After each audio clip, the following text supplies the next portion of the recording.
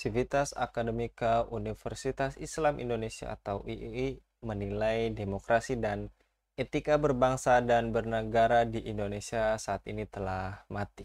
Demokrasi telah dibunuh secara berencana oleh para elit. Pengajar Fakultas Hukum UII Sri Hastuti Puspitasari dalam orasinya menyebutkan pembunuhan demokrasi di Indonesia selain terencana juga terstruktur, sistematis, dan masif. Menurut dia, rencana pembunuhan itu pertama kali dilakukan oleh organ negara yang disebut Mahkamah Konstitusi melalui putusan yang sangat buruk, yaitu putusan nomor 90 garis miring PUU strip XXI garis miring 2023. Pak Jokowi telah memuluskan jalan untuk menaikkan putra mahkota Gibran Rakabuming melanggengkan menjadi wakil presiden, katanya.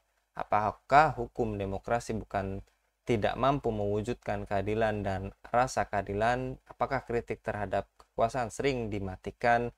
Dan apakah kampus serta rakyat harus bergerak mewujudkan perubahan? Untuk membahasnya kami terhubung dengan Direktur Pakta Bung Erwin Permana. Kita sapa terlebih dahulu. Assalamualaikum warahmatullahi wabarakatuh, Bung Erwin. Waalaikumsalam warahmatullahi wabarakatuh, Bung Anggi. Tetap semangat, Bung Erwin.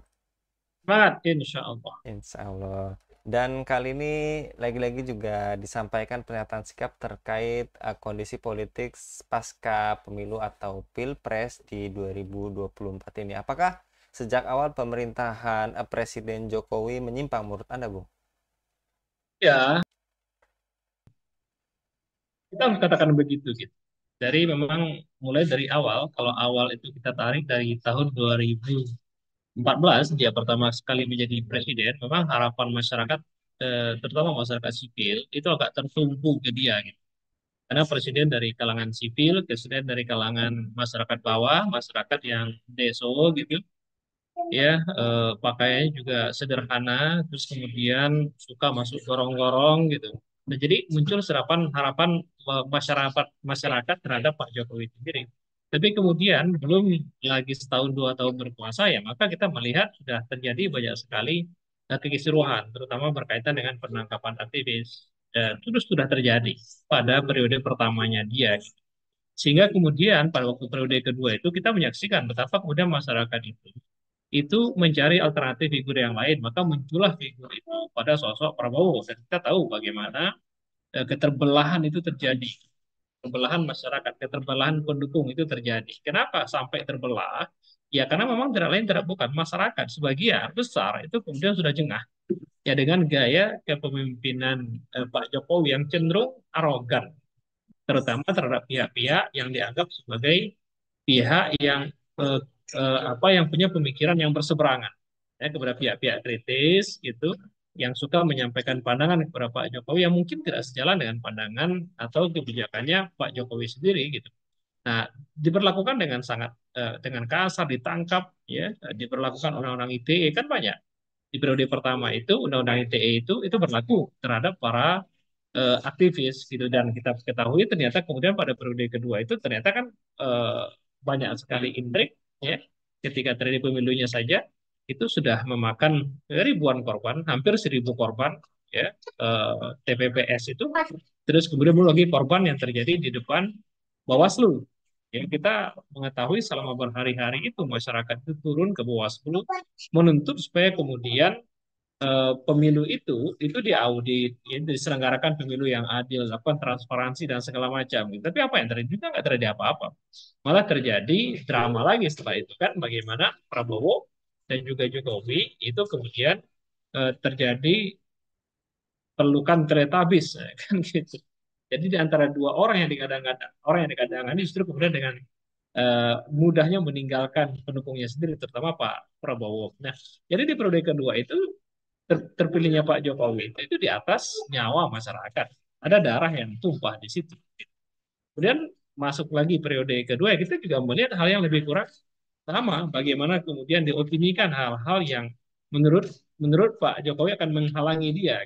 Diopinikan opini-opini negatif tentang Islam, ya, tentang ajaran Islam itu diopinikan negatif, dipandang siapapun yang terkait dengan Islam, yang memiliki pemahaman Islam atau ingin berislam secara agak tebal gitu, maka itu nggak disukai. Kalau berislam tipis Kalau Islam tipis-tipis saja nggak apa-apa. Kalau sudah agak tebal dikit, maka senantiasa dikait-kaitkan, bahkan dibikin istilah-istilah yang cenderung peyoratif, ya, cenderung sifatnya itu menggradasi ajaran Islam itu sendiri, gitu. Ini terjadi pada periode keduanya, gitu. Belum lagi kemudian di penghujung ini juga terjadi bagaimana MK justru kemudian dibegal, kan itu aturan MK yang secara tegas mengatur berkaitan dengan capres-cawapres itu kemudian justru tidak diindahkan. Yang terjadi adalah keinginan Pak Jokowi sendiri, gitu.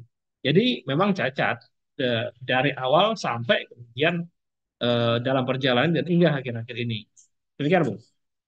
Ya, baik. Dan apakah artinya kritik terhadap kekuasaan sedang dimatikan pelan-pelan, Bung, dan pemilu 2024 menjadi sarana pelanggengan kekuasaan politik dinasti Jokowi, Bung?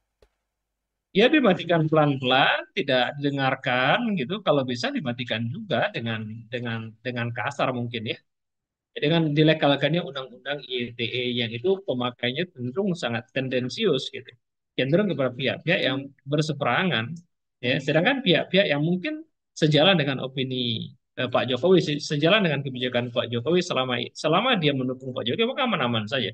Kan masyarakat heboh berkaitan dengan bagaimana, ya sebutlah misalnya Abu Janda ketika dia menistakan Islam dan gerombolannya itu menistakan Islam gitu, masyarakat heboh supaya kemudian tegakkan keadilan, tapi nggak pernah bekerja kan mekanisme hukum kepada mereka gitu. Jadi hukum itu digunakan untuk membungkam orang-orang yang tidak selaras, yang tidak sejalan gitu. Nah, jadi dilakukan upaya-upaya untuk mematikan mentalitas-mentalitas kritis, pikiran-pikiran kritis ya ada di tengah-tengah masyarakat itu yang kita lihat. Begini.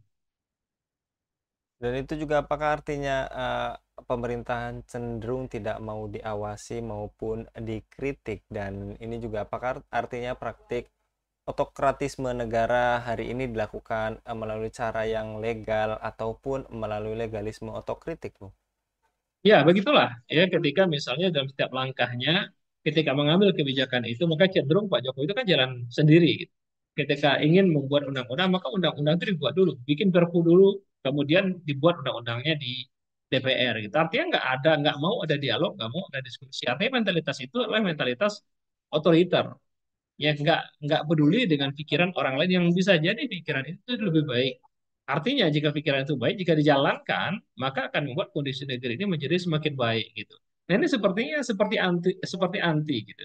Ketika pikirannya itu di-challenge gitu ya, ketika pikirannya mungkin tidak memiliki basis argumentasi atau basis ilmiah yang kuat, ketika itu di-challenge, maka ada semacam ketidaksukaan gitu. Kalaupun didengarkan, maka aspek-aspek yang tidak strategis. Sedangkan pada aspek-aspek yang lebih strategis, tetap pikirannya dia sendiri akan dia kerjakan. Ya sebutlah misalnya undang-undang omnibus law, terlalu banyak para akademisi, para aktivis yang berteriak berkaitan dengan undang-undang omnibus law. Apakah kemudian revisi? Enggak. Ya, undang-undang omnibus law kesehatan, undang-undang omnibus law cipta kerja gitu. Itu kan semuanya bermasalah, banyak pasal-pasal bermasalah di situ yang mengeksploitasi para pekerja, pekerja kesehatan, buruh, ada ketidakadilan di situ, memberikan kemudahan kepada pekerja asing, terus kemudian eksploitasi terhadap alam kita juga luar biasa gitu. Nah, ketika dikritik, maka ada semacam upaya-upaya untuk membungkam hal itu. Jadi memang nggak mau dikritik. Memang karakter orang yang tidak mau dikritik itu sebetulnya adalah memiliki mentalitas yang, ya sebutlah misalnya mentalitas cenderung otoriter kalau saya katakan. Itu tidak baik.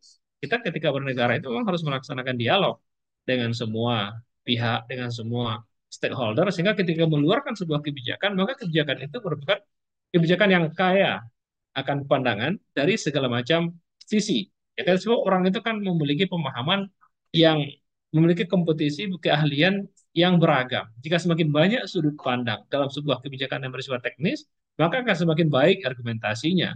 Ketika dikerjakan, akan semakin baik hasilnya. Dan terakhir, Bung, gagasan emas terkait Indonesia di 2045 ini saat ini diwacanakan dalam rangka mempersiapkan generasi muda Indonesia yang berkualitas, berkompeten, dan berdaya saing tinggi. Mungkinkah generasi emas 2045 ini bisa tercapai kalau kampus dan rakyat tidak bergerak, Bu? Ya, yang terjadi sekarang bukan generasi emas, justru yang ada di dalam masyarakat sekarang itu adalah generasi cemas, gitu. Indonesia cemas pada tahun 2045. Kenapa cemas? Ya, bagaimana nasib mereka tahun 2045 ketika hari ini misalnya distribusi tanah kepemilikan lahan itu justru sangat tidak merata. Satu perusahaan di Indonesia, Sinarmas, itu menguasai 3 juta lebih lahan gitu.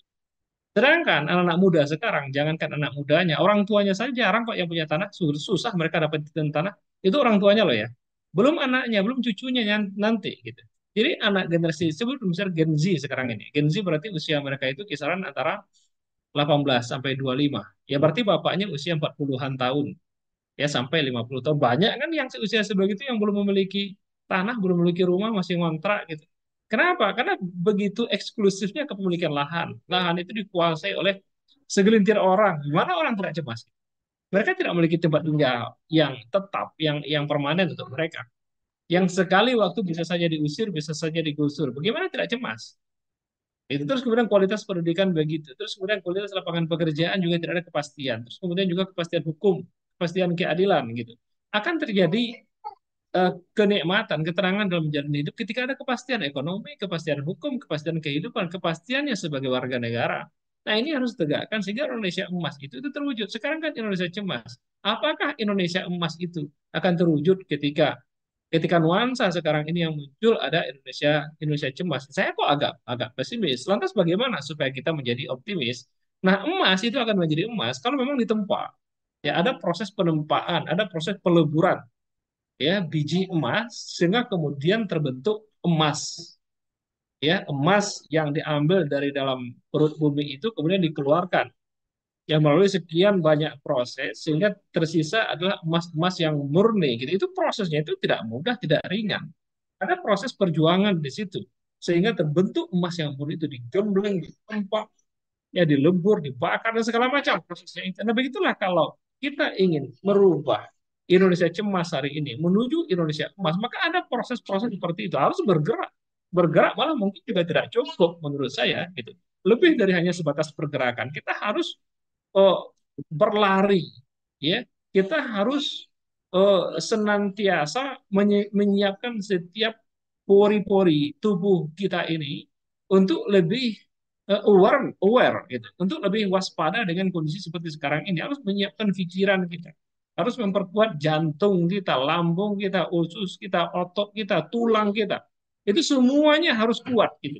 Lebih dari hanya sebatas lebih kuat dibandingkan dengan besi ya bahkan setangguh emas dia kuat tapi juga lentur pada saat yang sama gitu baru dengan begitu generasi emas itu akan terwujud apa mungkin generasi emas itu akan terwujud ketika misalnya kualitas pendidikan seperti sekarang ini tidak saya agak agak pesimis gitu maka perlu disiapkan karakter orangnya perlu disiapkan kepribadian orangnya dibentuk mentalitas mereka ya mentalitas leadership mentalitas kepemimpinan mentalitas untuk tidak membebek mentalitas untuk mampu mandiri tidak mudah terpengaruh oleh opini-opini yang itu opini itu justru akan membahayakan mereka ya eh, mengasah kemampuan mereka dan juga kemampuan mereka dalam berpikir kritis terutama gitu jika itu sudah dimiliki baru bolehlah kita optimis Indonesia emas itu sedang dalam tujuan kita bahwa kita sekarang sedang berada di jalan tol menuju jembatan emas itu gitu sekarang kita berada di dalam jalan kecemasan sekarang.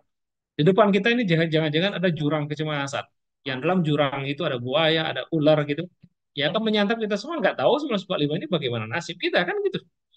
Jadi eh, agak pesimis kalau sekarang ini realitas seperti ini dipertahankan. Jadi mau nggak mau memang minimum kita harus bergerak. Ya bergerak menuntut ilmu agama, memahamkan Islam kepada kepada generasi-generasi milenial ini membuka mata mereka ya tentang fakta kerusakan yang ada ini bahwa ini sejatinya fakta kerusakan yang ada ini sejatinya tidak lain tidak bukan adalah akibat tata penyelenggaraan negara yang buruk yang bersumber dari sistem yang buruk sistem sekuler sistem demokrasi yang ternyata selama ini tidak pernah membawa apapun terhadap masyarakat ternyata telah membuat masyarakat ini kehidupannya jauh ya dari kata ideal. Demikian, Bung.